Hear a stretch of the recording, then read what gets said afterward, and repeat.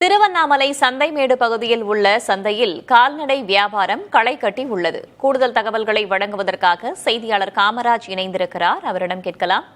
காமராஜ், சந்தைமேடு பகுதியில் இருக்கக்கூடிய சந்தையில கால்நடை வியாபாரம் களை கட்டி இருக்கு. என்ன காரணம், என்ன நிலவரம்?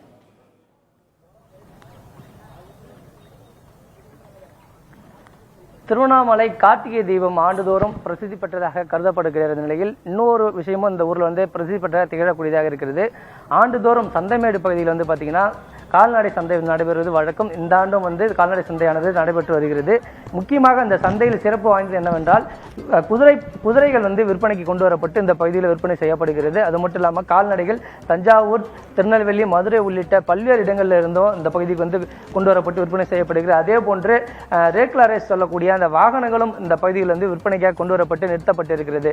குறிப்பாக இந்த ரேஸ் குதிரைகள் மட்டுமல்லாமல் இந்த ரேக்லா ரேஸுக்கு பயன்படுத்தப்படக்கூடிய குதிரைகள் நாட்டு மாட்டு இனங்கள் என பல்வேறு வகையான குதிரைகள், கால்நடைகள் கொண்டு வரப்பட்டு விற்பனை கொண்டு வரப்பட்டிருக்கிறது.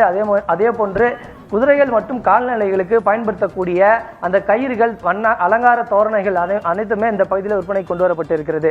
இந்த ஆண்டும் வழக்கம் போல ஒரே உற்சாகமாக இந்த கால்நடை இதுவானது தொடங்கப்பட்டிருக்கிறது. பல்வேறு பகுதிகளிலிருந்து வரக்கூடியவர்கள் இந்த பகுதிகளில் கால்நடைகளும் குதிரைகளும் வாங்கி செல்றாங்க. அது மட்டும் இல்லாமல் காங்கேயன் மாடு போன்ற மாடுகள் அதிக விலைக்கு 3 லட்சம் முதல் 4 லட்சம் வரை விற்பனைக்காக கொண்டு வரப்பட்டு விற்பனை செய்யப்பட்டு வருகிறது.